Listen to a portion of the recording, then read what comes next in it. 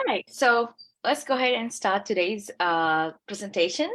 So my name is Malmi Kiriwandalage. Kiriwandalage, that's how I spell. In US, for some reason, nobody can correctly pronounce my name, so I go by Kiriwandalage. Yeah, but anyway, so I'm a NASA JPL Solar System Ambassador. And today we are going to talk about what was my journey was like to be a part of our ambassador program. So we will talk a little bit about my my life and how I got up to this state. So just like you guys, I was really into stars and space when I was a kid. It was like maybe 3 or 4 years old when I went outside to see the night sky, to see the stars, and I started like being really curious about it, but I didn't know where to, get the knowledge and stuff. But it was not until when I was 9 years old, that's when I kind of start self-studying. I went to libraries, went to bookshops. I started reading a lot of books about space, solar system, like that. And I fell in love with it. Like I enjoyed reading science fiction stories as well. So when I was in ninth grade, I joined my astronomy club as a part of their members who go for workshops, quiz competitions like that. I studied in Vihara Mahadevi Balika Vidyalaya in Kiribati. And then in 2011, I became a president for my astronomy club. That was like one of the turning point in my career. I end up organizing big events along with other schools around the area and also in Colombo. We did workshops, night camps, a lot of activities to have the people engage in space industry, in the astronomy club. The students had a blast. I remember clearly. But that was like, I realized this is what I'm passionate about. This is what I want to do in my career, that likewise. But obviously, Sri Lanka doesn't have a education in space industry, so it was a bummer for me.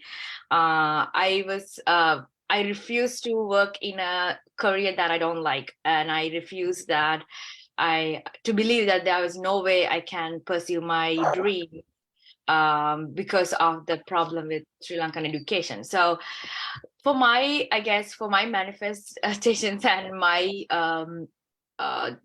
prayers, my father was able to sponsor me to come to United States. So right after my O-levels, I was able to come to United States. I finished my high school here, and I enrolled with community college to get my associate's degrees. I have 2 associate degree, one in astronomy, one in geology. And then I started my last 3 years in my bachelor's degree, which is where I graduated from Stony Brook State University in Earth and Space Sciences. And then currently I am in the process of enrolling with my graduate school for pursue my dual PhD in astronomy and astrophysics along with astrobiology. To me, my journey has been really, a lot of upside downs, obviously, but also because when you are passionate about something, no matter what it's in your way, you will keep going, right? So that's what I experienced so far, and that's basically how anybody who passionate about anything will experience in their journey. So my passion is to educate not only myself but the others about the space stuff.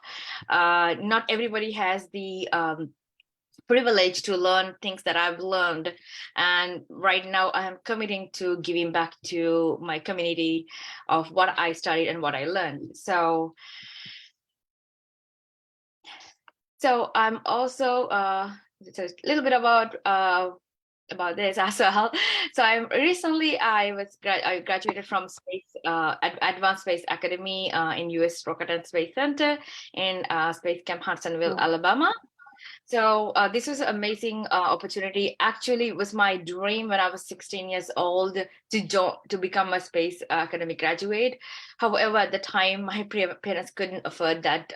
So after I graduated from my college, I decided I need to go there before I started my PhD. So I recently graduated, and I really highly think that you guys should definitely apply if you are if you could afford, you can check the website, Space Camp website. It's for many it's allowed for many ages. It doesn't has to be adults. I did the adult space program, so it's actually a good experience for you to do the work hands-on activities, how astronauts work, and to get experience of being inside a NASA Mission Control Center likewise. So this was an amazing opportunity. I am when I first started my space career, originally I wanted to become an astronaut like everybody else. But my mother was so scared about that, so she was like trying to make me not to go that side.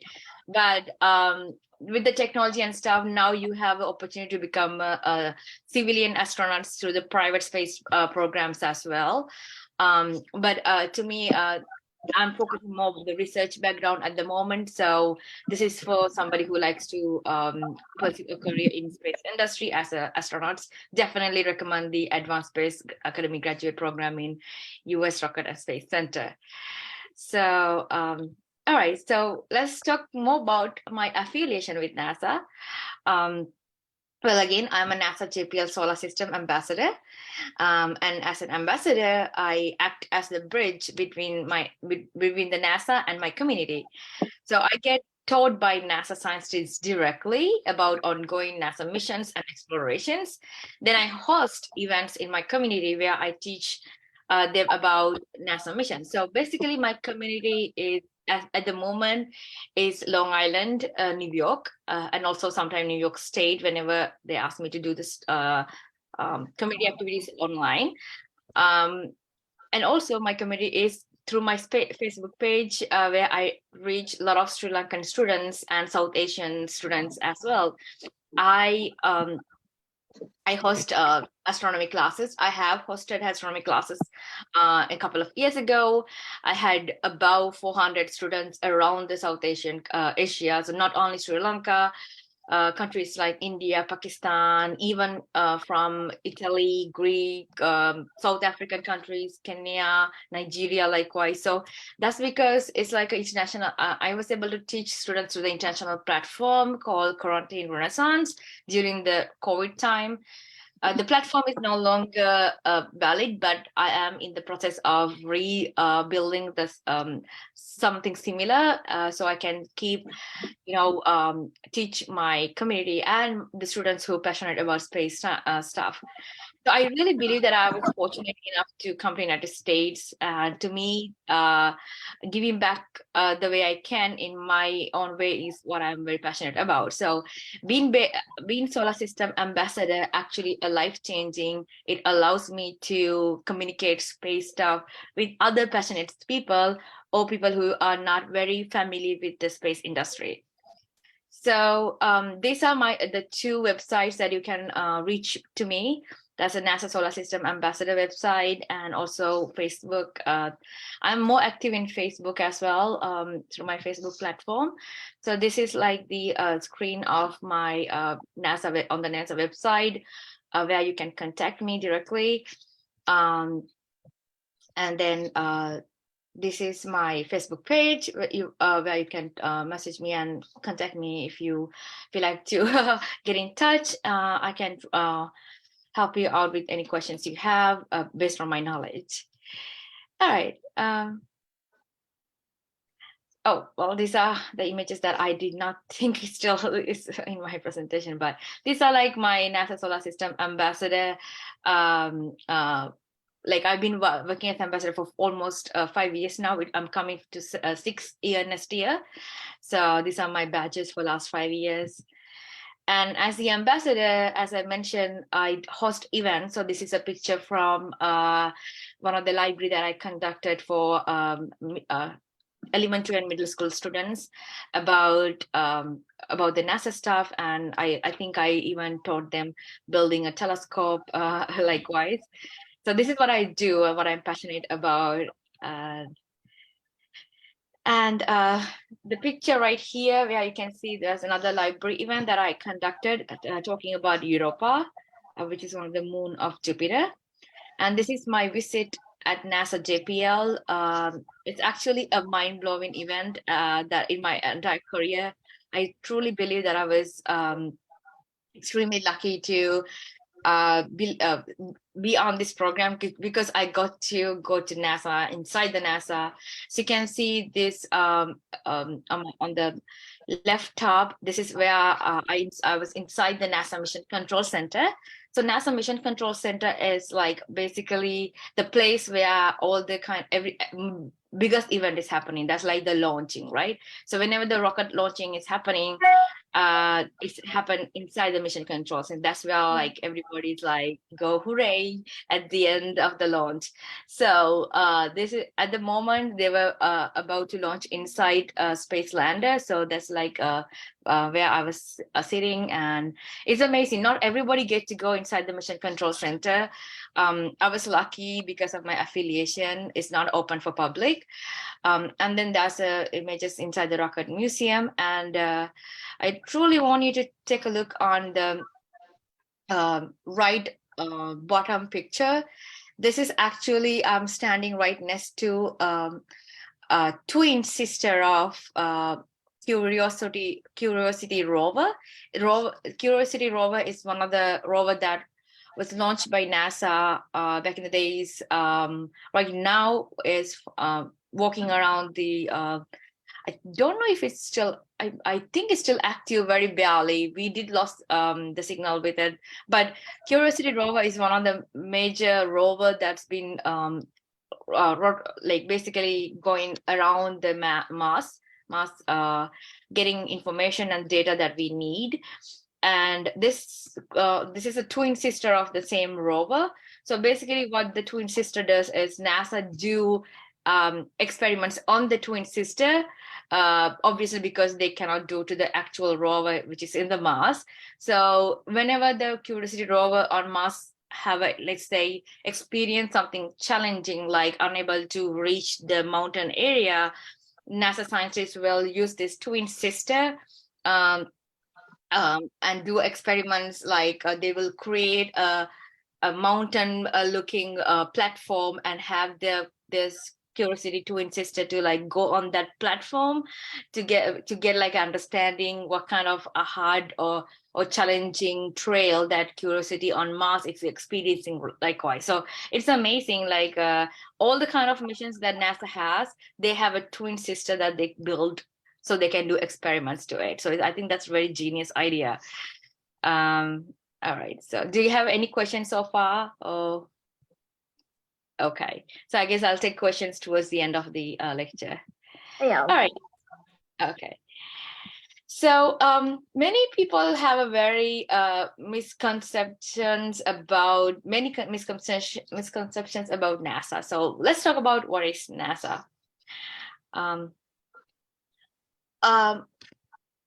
So NASA is actually originally created back in 1958 during the World War II, I believe. And so it's originally became on July 29, 1958, President Eisenhower signed the National Aeronautics and Space Act of 1958, establishing the National Aeronautics and Space Administration. But before that, NASA was actually called NACA. It means NASA Advisory Committee for Aeronautics from 1915 to 1958. So technically, NASA was not called NASA until 1958. Before it was called NACA during the World War time. And then NASA have been, ever since it's called NASA have been doing a lot of missions, experiments ever since. So the biggest so far was obviously the Apollo 11 mission where we went to moon. And then NASA headquarters is actually located in Washington, D.C. But NASA has a lot of branches around the United States, particularly they're focusing on different areas of the space industry. So for example, my affiliation with NASA belongs to NASA JPL, which is the Jet Propulsion Laboratory. It's the picture on my left You can see that's a JPL on the bottom of the mountain area. It's beautiful. That's where I went. It's amazing. Being there was like incredible. The feeling was amazing. So JPL is focused on many missions. They're focused on designing missions and launching missions. And then the picture on my right side, it's NASA Space Kennedy Center. That's where there are a lot of launches happening. So, right, this is a very much recently taken picture. As you can see, the rocket in here is the space launch system. With the space launch system, we started the new era of moon mission, which is called Artemis. So this is the Kennedy Space Center in Florida. And then Jet Propulsion JPL is located in California. And then NASA has other locations like Houston. NASA Houston is focused on training astronauts, and NASA Ames Research Center also in California focus on researchers. So it's like that. The NASA has a multiple branches around around the United States, focus on many areas, but overall it's the same organization. All right. Okay, so let's talk about how to join NASA. All right, this is like the most hardest one because everybody loves to join NASA. But in order to join NASA, obviously you need to be a citizen of United States. Means that you have to be either born in United States or legally earn the citizenship, which is the most hardest thing. It can cost up to 15 to 20 years to become a United States citizen at the moment, based on today's administration. It can change, laws can change based on different administrations though. So as of now, it takes 15 to 20 years, sometimes less, based on how you become a citizen. Because NASA is a federal agency, it belongs to United States government, the federal government. That's why it's really hard to join NASA without otherwise.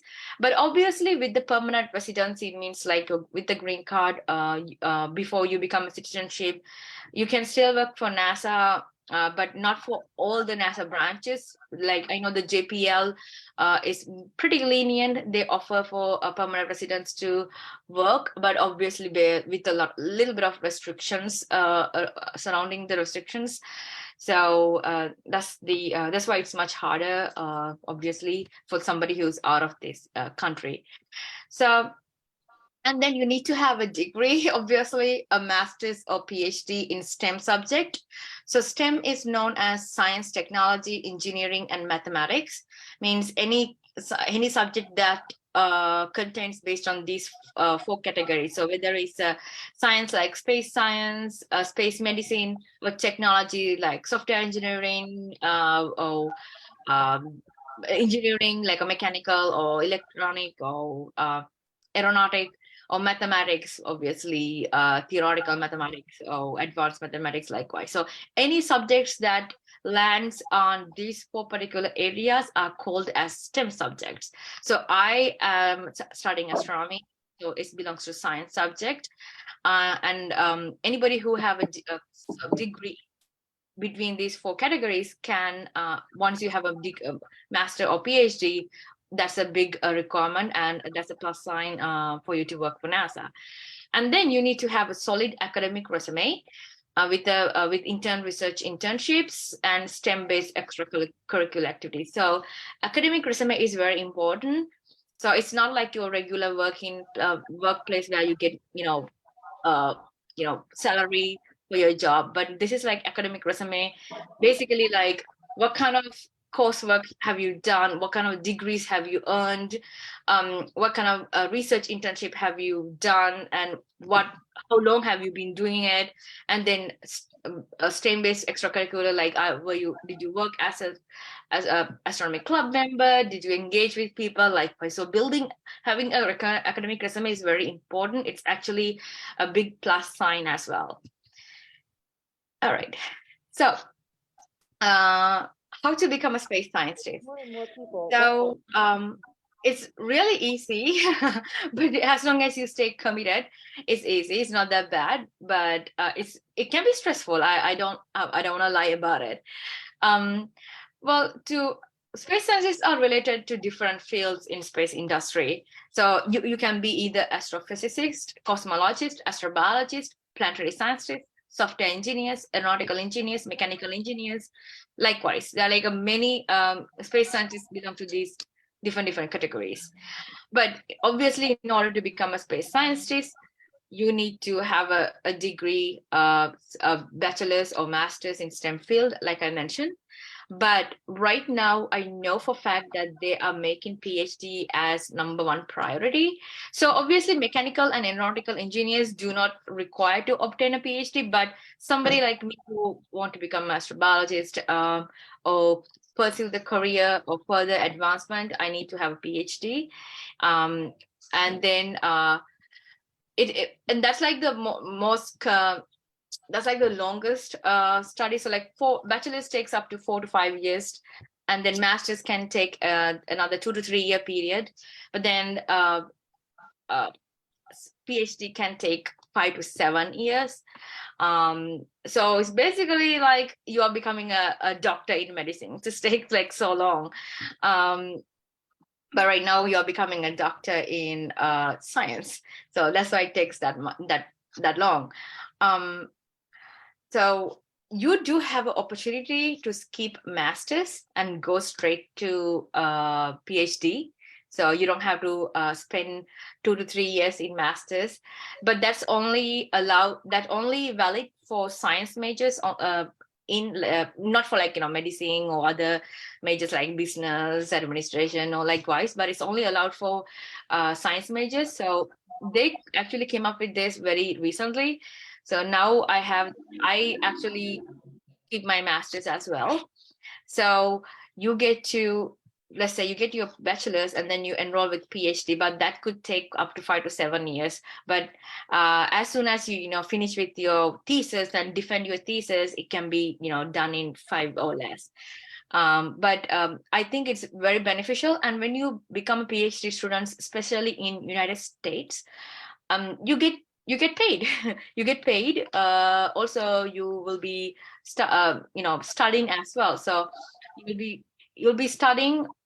Obviously, you get your degree, but in the university, you have to work certain hours inside the lab doing real research. So you get paid by the funding. And then if not, also you'll be teaching other students, undergraduate students. So you get paid by the school. So you could make up to like like $2,000 per month based on your agreement with the university. So it's not that bad. And then obviously to become a space scientist, you need to engage with a lot of research internship to get the experience of being inside the STEM industry. I recommend you to start involved with research internships like in your undergrad. That's like the best time to start your career, to engage with people and start the networking going. So it's highly beneficial for your further career.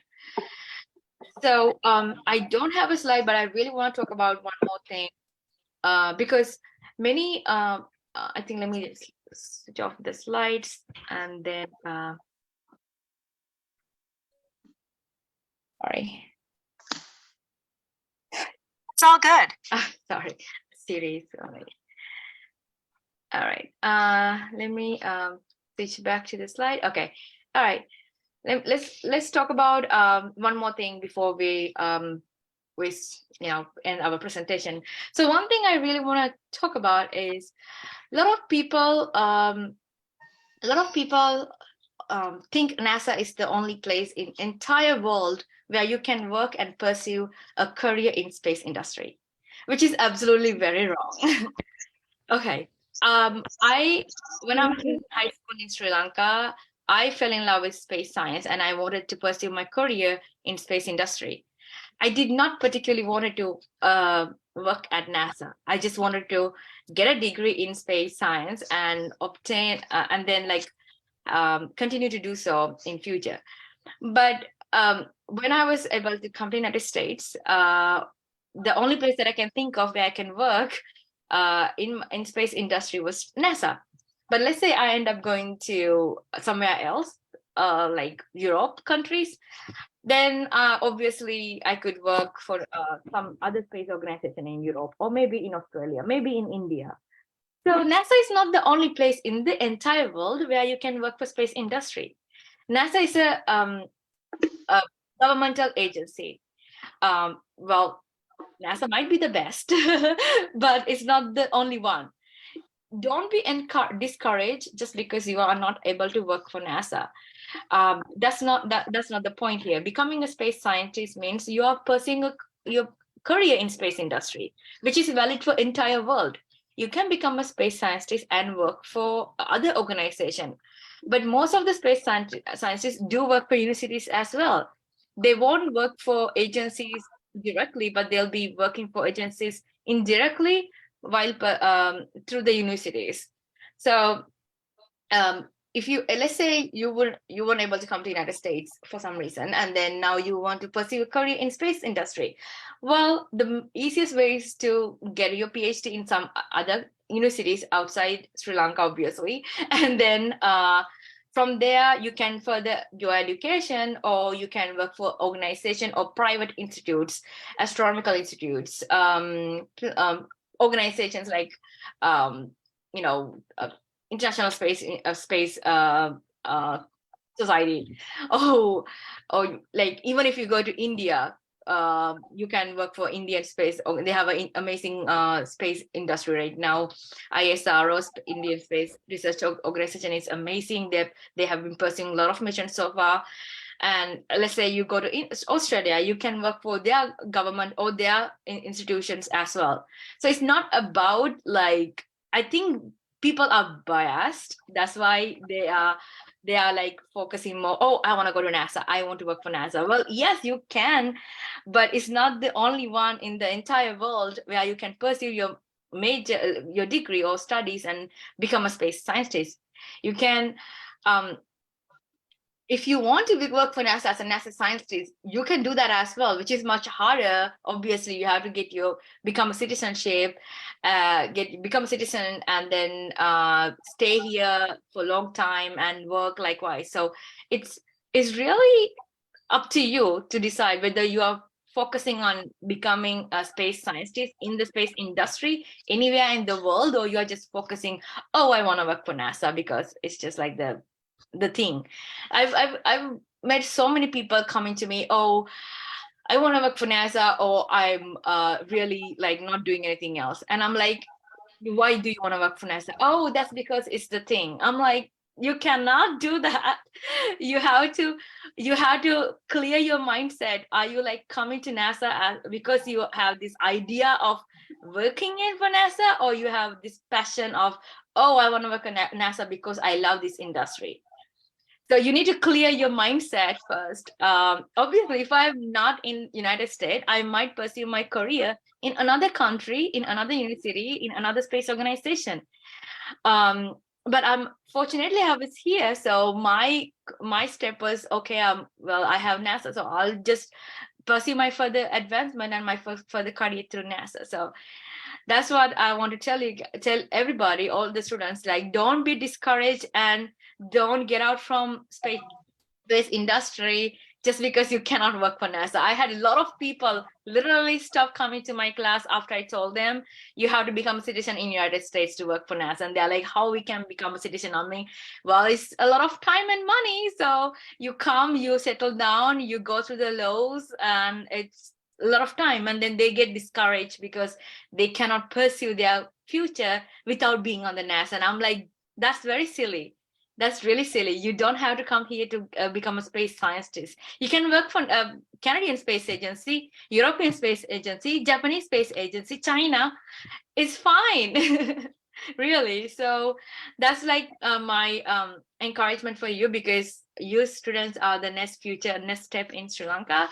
So I'm sorry Sri Lanka doesn't have a space industry at the moment, but I am working on it. So hopefully one day we can establish a space industry in Sri Lanka. So yeah, I think that's where I think I'm ending my presentation. Thank you so much.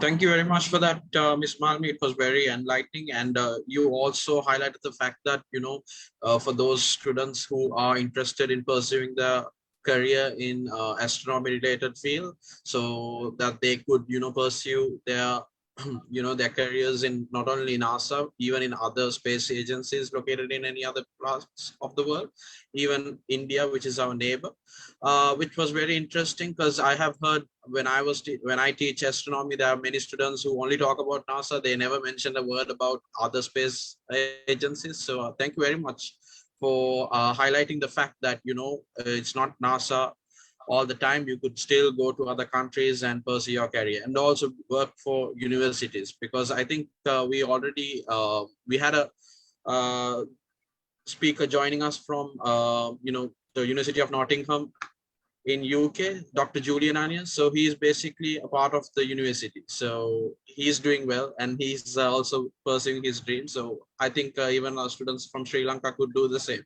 So thank you very much for highlighting that, Ms. Malmi. I think we got questions from our students. So would you mind answering them?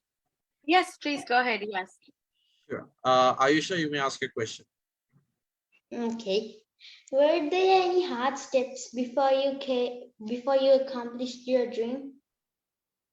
Hard steps. Yes. Yes. I think the biggest, hardest decision that I've ever made in my life so far was leaving my mother and two siblings. I have two younger brothers. I was only 16 years old, so I was just becoming a teenager with all these dreams. So leaving them was the hardest and I ever experienced. Well, you cannot pursue your future without a sacrifice. So this is my way of thinking that my destiny have created, that you have to have let go something. They are in my heart, and I still talk to them every day, morning to night.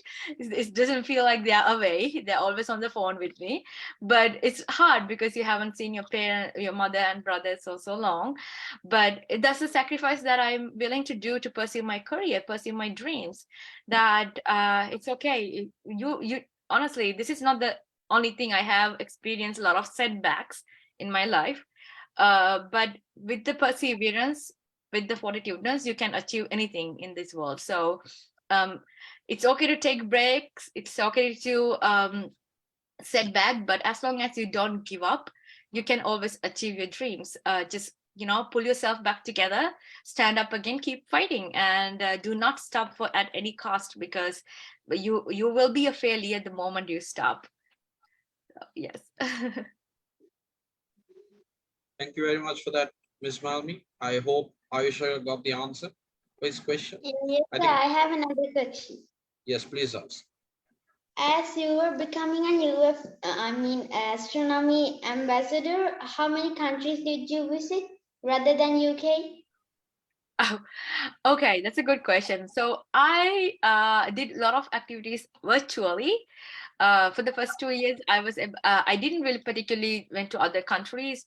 I did a lot of activities in New York State and also other states as well. I went to different states, like California, Oklahoma, Texas, likewise.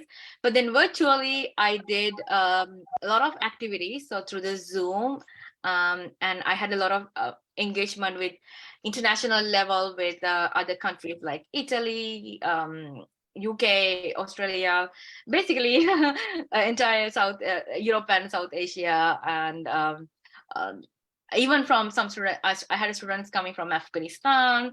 So like it was a good experience of networking and meeting people, and uh, like communicating space stuff international level. So I did a lot of activities virtually. So I met people from many countries, really. Yeah. All right. So thank you for that, Ms. Malmi. Nevan? Yeah, sure. So the thing is, if I really wanted to be a space ambassador, I would love to be paid. So I just want to ask you, what's your salary in a year? That's a good question. uh, I don't get paid by NASA because I'm not an employee of NASA. a lot of people do have this misconception, thinking that I was a NASA ambassador. Oh, I am an employee of NASA. I'm not. I work for NASA outside. This is my affiliation with them. So because of this, I have a benefit of representing NASA and building a community. I'm like a bridge. So this is, you could say this like a internship or a volunteer activity. And because I was enrolled with them, I got a lot of opportunities like meeting NASA scientists. And very recently I hosted a big event with my high school in Sri Lanka where a NASA scientist that I personally met did a speech about a lecture about his research internship, not internship, I'm sorry, his research mission about one of the moon of Saturn called Titan. So actually I'm gonna post that video soon in my YouTube channel. You can take a look. But overall, I don't get paid from NASA, but because I'm also a student, I'm studying right now.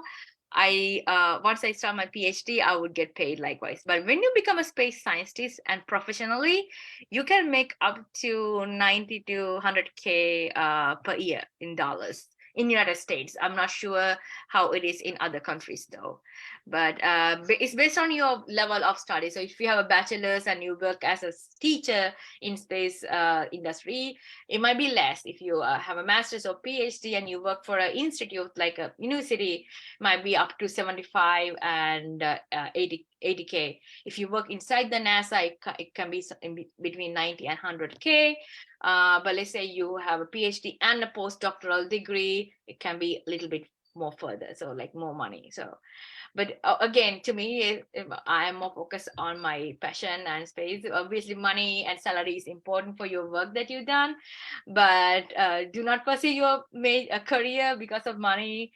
Pursue your career because of your passion. But good question though. Would you mind if I ask another question? Yes, go ahead. Yeah, so basically, you talk with different people and ask them stories, right? So, what's the craziest story you heard from a scientist? I will tell you about my most recent engagement with this scientist that I personally met. I mentioned you about. His name is Dr. Michael Malaska. I met him in 2018 when I was when I went for a conference from one of the presentations that I was doing for my research. I met him accidentally in the networking event, and he told me he was actually working for NASA as a scientist and likewise, but for my surprise, he actually worked in a pharmaceutical industry for 20 plus years. So he was a pharmacist, like a chemist. Oh. And then suddenly in 2012, he decided to change his dream and his passion. So in 2012, when he's like almost like in his late 40s, he switched his degree. I don't know his age actually. When he's in middle age time, he actually changed his career from pharmaceutical industry to space industry. And then once he got his PhD, he was able to further his advancement and join NASA as a space scientist. He's focusing on NASA Titan mission. So I think that story kind of motivated me because the age is just a number. Age is just a number. So as long as you pursue your career in what you're passionate about, it doesn't matter how old you are. So and then even as people, when you change your industry like that, it's shocking, right? You were in this pharmaceutical industry doing sales and marketing, and then now suddenly and also science, because he was a chemist, but then suddenly you become a scientist in space industry, totally different. It's shocking, but he pursued through it and he became a NASA scientist. So I think it was very life-changing event, and I was inspired by him. So I think that was the crazy story so far. And I just ask one small unwanted question. If you didn't work for NASA, where would you work for? That's a good question again. Well, it's also depend on where I end up going. So let's say I went to I went to let's say Norway, okay, a country in Europe. And I know Norway is amazing for international students to pursue education further, and they have a very low to no tuition to low tuition fee for international students. So let's say I end up going to Norway to pursue my degree in space sciences. Well, I will obtain my PhD and I'll decide to work to university doing researches and get paid through the fundings. Or I can, if I were able to, I will be end up working for private space companies or organizations likewise. So it's that's basically it. Let's say I end up not going anywhere, I end up staying in Sri Lanka, and I wanted to build a space career.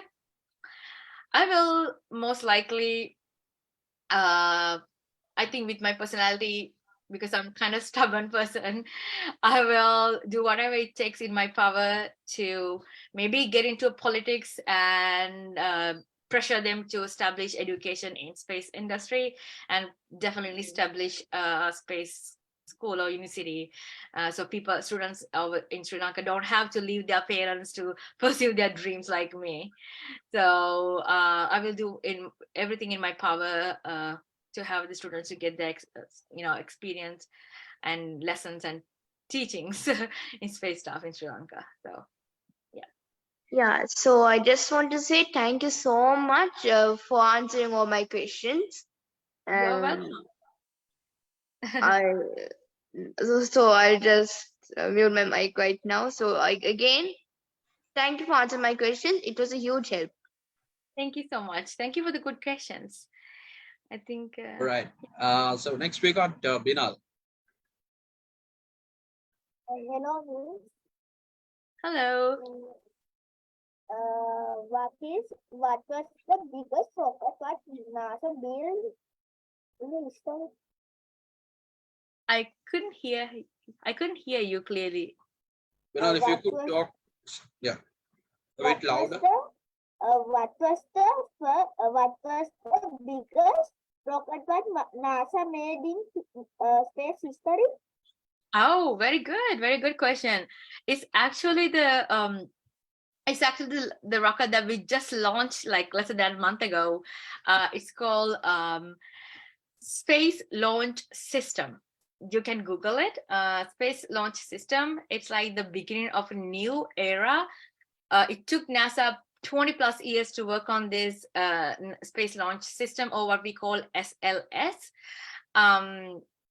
So this basically like a travel rocket between Earth and the other celestial objects. So for right now, we just launched the space launch system, where we launched the Orion spacecraft to the moon, and we begin our new era of like Apollo mission. We began the new era of Artemis mission.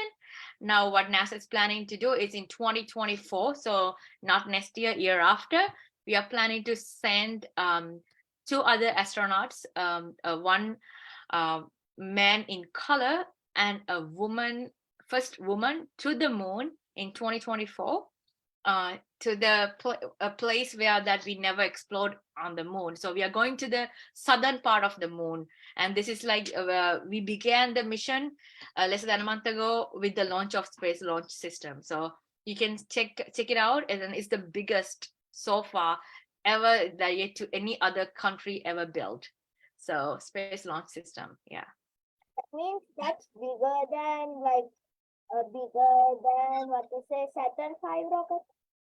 Oh yes. Yes, it's very much. I have another question. Why did they name call the solar system? Why they what? Why did they name it called the solar system? Why did they name solar system?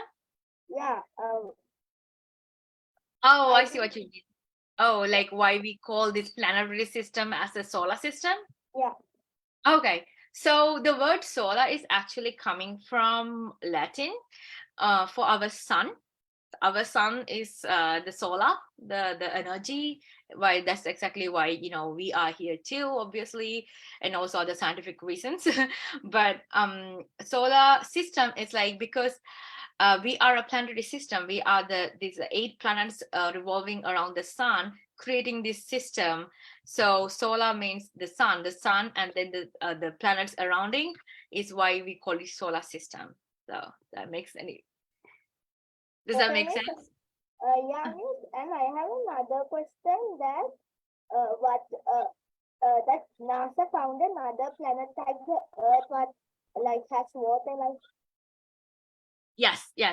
Well, that's another good question. NASA actually have found more than 3,000 Earth-like planets.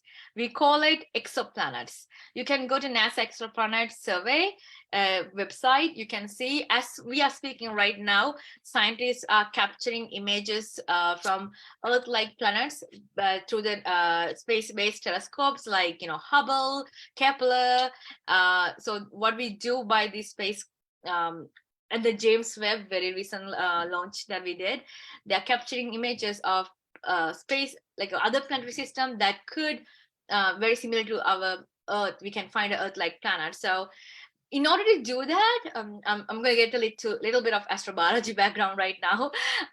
In order to do that, we first look into the stars that's very similar to our sun. Our sun is a star, right? So when we look into a star that look like our sun, we come up with this guess. Then if the star has the same properties like our sun, there might have a planet that might look like us too. Then has a energy and correct temperature, the water. We might have a planet like our Earth. So with that assumption, we take a look on that planetary system.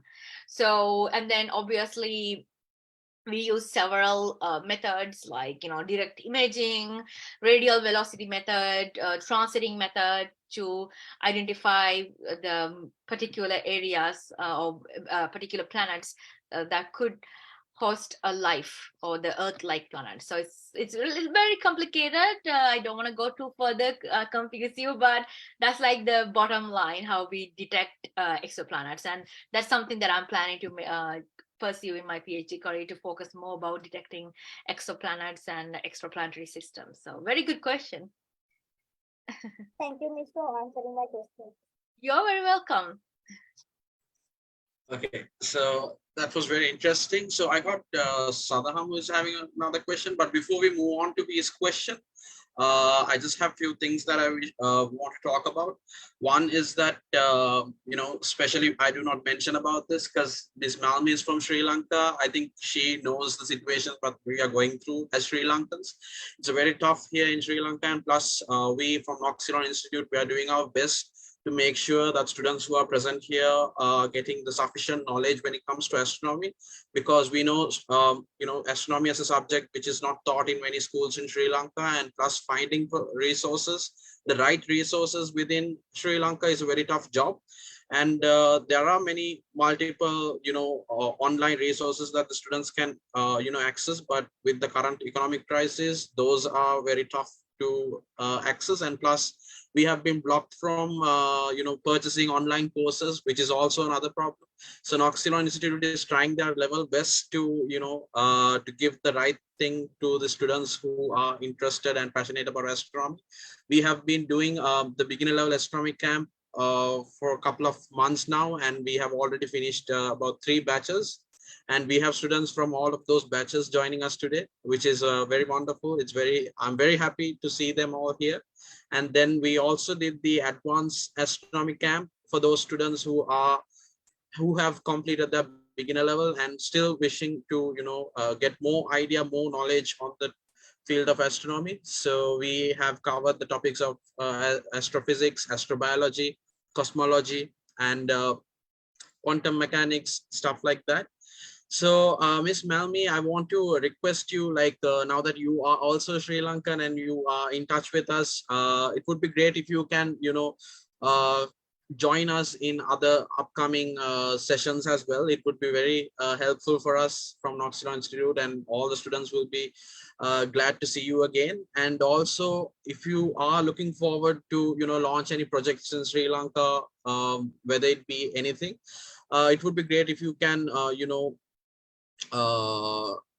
what do we call it, incorporate Noxino Institute into it, or if you can do a collaboration, it would be really great if you could get in touch with us, because that could help us a lot and would give the networking opportunity for our students. Yes, definitely. Yes, thank you. It's a I will definitely consider that, and I'm willing to come whenever you want me to do a session about something. I will definitely engage with that. I am in the process of restarting astronomy classes and courses, like I did before with my international platform. So whenever I do that, I will contact either Mr. Sabir or Wendy, who I have the pleasure of emailing and get to know. So I will contact you and I'll let you know so you can incorporate the students from NUX Ceylon Academy. Yep. To my program as well, so we can go ahead and educate ourselves in space industry, space subjects. I will, and then I personally would love to come again whenever you invite me to do a session, 1 or 2 sessions That would be about great. missions of NASA or the astronomy overall. It is very important. Do not be discouraged. Sri Lanka is going through a hard time, and it's not your fault, not your children's fault. It is the fault of our elders who did not do the good job or the correct job or the right job, I should say. They were irresponsible enough to create this situation, which is very sad. And I say, with even this kind of situation, do not discourage.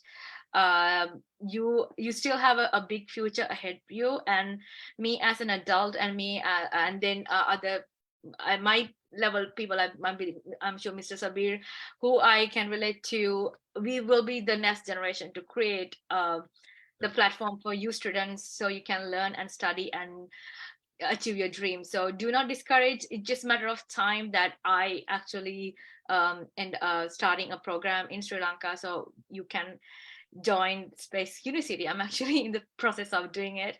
So it's just a matter of time. But till then, till we do that, do not discourage. Keep going. Keep using YouTube as a facility.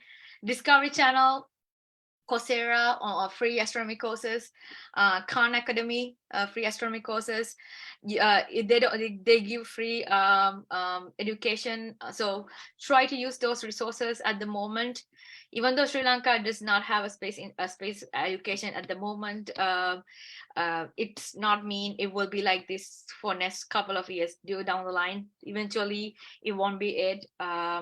We will definitely make sure that it won't continue to do so, that one day that we will have something called Sri Lankan Space Administration, something where you can pursue your dreams in Sri Lanka without leaving your motherland. So yes, definitely. So thank you very much for that, Ms. Malmi. It was very, motivating, and I hope the students were also motivated by what you were mentioning a while back. And also, it would be really great if you could, make a collaboration with us in case if you're coming up with a project in future. We would be glad to help you out in that as well. And plus, there are many students apart from those who are in our institute who are also interested in astronomy, but they haven't still reached out to us yet, because it's very difficult here in Sri Lanka to spread the awareness, to spread the word. So the reason why we are trying to do all of this is to make sure that even those students who are from outside Colombo are also a part of our family. So it would be really awesome if you could do that. And also, before we move on to the next question, I read the article where you have mentioned that you will be you're dreaming of sending a rocket to Mars. It would be really awesome, and I hope and pray that really happens, because it will not only be an achievement for NASA, it is also a proud moment for us Sri Lankans as well. So you're doing an excellent job, Ms. Malmi. I wish you all the best, and keep inspiring us and keep inspiring the entire world. So thank you very much for that. Thank you so much for the kind words. Yes, I'm actually planning to dreaming to right now to send a spacecraft to Europa. Europa is one of the moon of Jupiter. That could be the next step of our understanding of this world, because it can host actual life in it. But Europa is part of the Jupiter system and other 70 plus moons of Jupiter. But I'm actually once I able to establish a space industry in Sri Lanka, my next step will be establishing a space administration, obviously in Sri Lanka. So that's for the future. But even if I not be able to achieve it, I can pave the path to somebody who come after me to go after that same dream. So we can have, and we can tell the entire world that Sri Lanka is not just a third world country. Sri Lanka is not just a country that nobody knows. It's a country where went through the hardship in this 21st century and still able to persevere through it and come to a standing that there are dreamers out there, there are achievers out there, that we can name ourselves that we are actually the lines that they never seen before. So I definitely want to like pave that path. So even if I cannot, even I don't have the power, or even if I don't have the support, I could pave that path to somebody else. So whoever comes after me can carry on the same plan and establish the name that we deserve as a Sri Lankan. So that's my actual goal.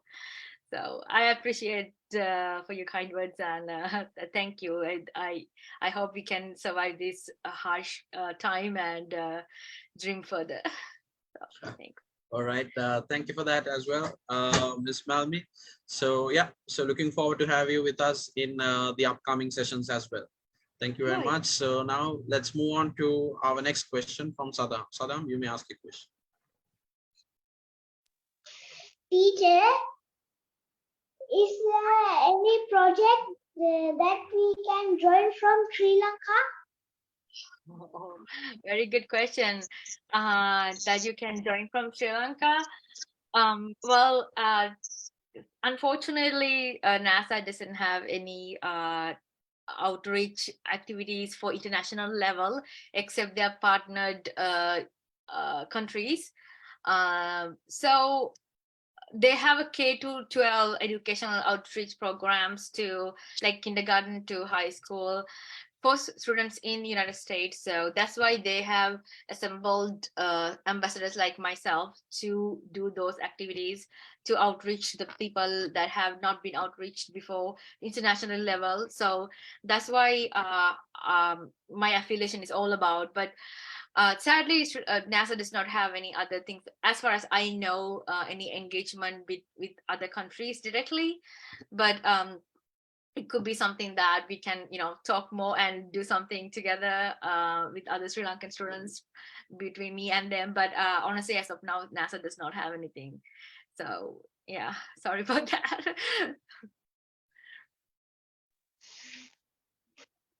Thank you, teacher. You're welcome. Okay, so students, do you all have any other questions from anyone else? Binal, Tizen, Tiniti, Dimet, Anuga, Sehansa, Ayusha, any questions? No questions, sir. All right, Dimet got no questions. What about Anuga?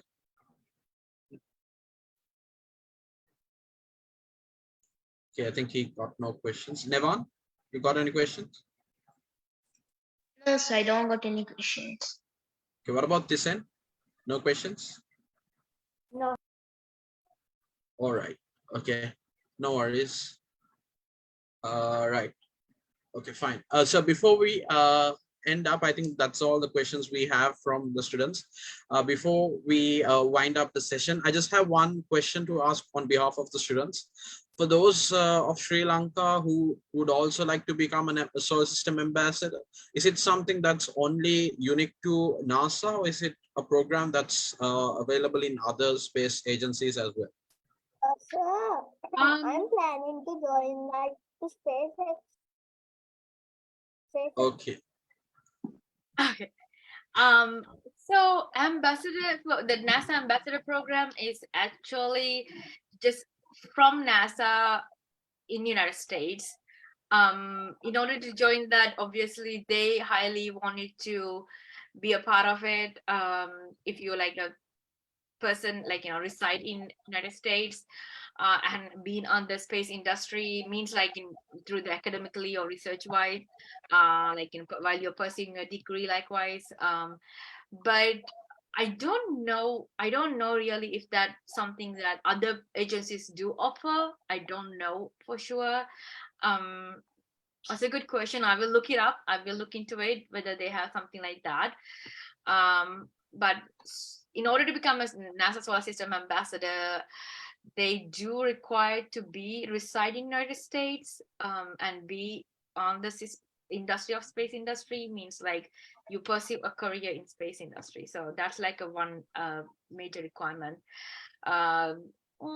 I cannot think of any other organization personally who do offer the same kind of platform. So not quite sure about that. I will look into it and maybe I will email Wendy if I find something so you can tell the students. So yeah, but I would really highly recommend the Knox Institute to like keep in touch with me, because of that my activities and projects that are coming up. That's we can offer the astronomy classes for the students. So I will let you know in future, just a couple of weeks. I am actually planning to do something at end of this month or beginning of next year. So we'll see. Let's see now. All right, just adding to that, like it's out of curiosity, sorry. So apart from the solar system ambassador, are there any other ambassadorships that are offered by NASA? By NASA, they do have a it's based, so solar system ambassadorship is particularly for every missions of NASA. So every missions, everything about NASA is directly taught by ambassadors. Not only like the missions, also about the NASA based activities like other outreach activities, collaborative activities likewise. So even they teach us about the space laws, about the political side of space industry likewise. So to me, I'm fortunate enough to get that knowledge, but NASA do have other missions focused ambassadorship that they offer. They just started something called Psyche, not just started, they have it going on recent a couple of years now. Psyche ambassadorship, it's about the Psyche landing on the Psyche meteor. And then they have Osiris Rex, which is another ambassador program.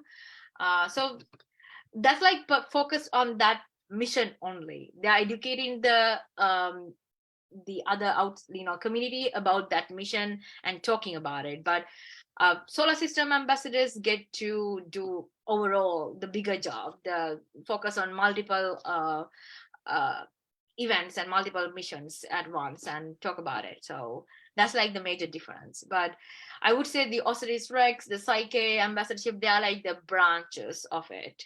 But ambassadors like the bigger picture of entire NASA mission. So does that make sense?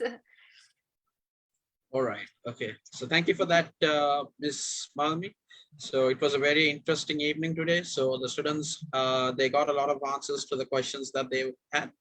And also, very importantly, it's not just about NASA. You have other space agencies and other space research centers out there, which are state-owned as well as privately owned ones, where you guys can pursue your career. And apart from those, you got universities as well, where there are vacancies for, professors and lecturers. So if you all have any interest on teaching, you can be a part of that as well. So thank you for highlighting that, Ms. Melmi, and also for the planning of collaborating with us in the future. It means a lot for us as an institute and all for our students and as a whole of Sri Lanka. So thank you very much. Thank you for accepting our invitation. We are hoping to see you in our upcoming sessions as well. Thank you so much. Thank you for the invitation, and I'm very happy to be part of it. I think Anuga, sorry, Ms. Malmi. Yes, Anuga. Question. Yeah. Yes, Anuga. Got any questions? If I want to go to that part, what subject do I need to follow at school? Oh, okay. So Anuga got a question. So Anuga is asking if he is to, go on that part, what subjects does he have to select in school? Oh, good question, Anuga. So, obviously, you will have to study what educational, Department of Education asks you to study until you get your O levels, right? Ordinary level exam, right? So after that, you can actually study. I highly recommend mathematics, like do your A levels in maths. That's like the closest approach. But if the math is not, even bio is okay. The bio is okay as long as you don't go to the medicine side, but you focus on more physical science stream.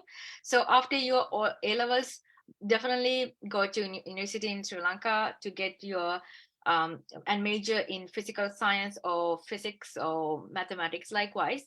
And while you're getting your bachelor's degree in Sri Lanka, definitely try to come to another country or United States or other countries for your master's or PhD. And then that's where you can focus on majoring on astronomy or majoring on other space planetary sciences. So I recommend, well, I actually, let me tell you this, because I tell this to everybody in my classes as well. I tell you, do not come to United States for your bachelor's degree. Do not. The reason I'm telling you that, if you can afford it, if you can afford thousand of dollars, please be my guest. You definitely come because it's a great. But if you're coming from a middle class family, a working class family, where your parents are basically surviving based on their monthly salary, I do not recommend coming here, because let's say you came, you can only afford for 1 or 2 semesters. You cannot. Even as a resident in New York State, I paid my tuition up to $4,000 just for one semester of 4 months program, like 4 months of a semester. So that's a lot of money. And you as an international student, you pay double of that. So imagine you paying $8,000, which is close to, I don't know how much in Sri Lankan rupees. It's a big amount, right? It's a crazy amount of money, and that's just like how United States work. They offer these amazing programs, have international students becoming a part of it, and it's a lot of money. But that's why I tell you, like, if you are end up living in Sri Lanka at the moment, and up until you finish your higher education, finish your bachelor's degree in Sri Lanka, and then come to United States or other countries to pursue your other, further advancement in your career, because that's like the cheapest, also the hardest way in a way, but the cheapest option, and also I think the smartest option, really. Coming here, I had like a lot of friends coming here just for like a 1 or 2 semesters, and they cannot afford it. They had to like let go and go back to their, Sri Lanka. So it's not worth it, wasting a lot of money just for the 1 or 2 semesters. So definitely keep that on your mind. A major in do A levels in your physics, like in mathematics or bio. But when you go to get your bachelor's degree in Sri Lanka, focus more in physical science stream, whether it's physics or chemistry, even geology or biology is good, but focus more about the bio science rather than biomedicine side. So I think that's like my recommendation for you.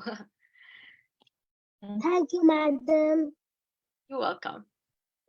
All right, then. Thank you, Miss Malmi. So like I said earlier, thank you very much for accepting our invitation, and looking forward to have you with us once again in the upcoming sessions. Thank you very much. Thank you so much. You guys all have a good night, and I hope to see you again in future. You too, Miss So Malmi. Have a nice. bye, teacher. Have a nice day. Bye. Have a nice I day. hope you have a really nice day, and may God bless you. And I hope that you stay safe. So bye, ma'am. Thank you so much, everybody. And you please keep achieving your dreams, and I'll see you out there. Bye, miss. Bye bye, everybody. Bye. Bye, teacher. Thanks for sharing the knowledge. Bye. Bye.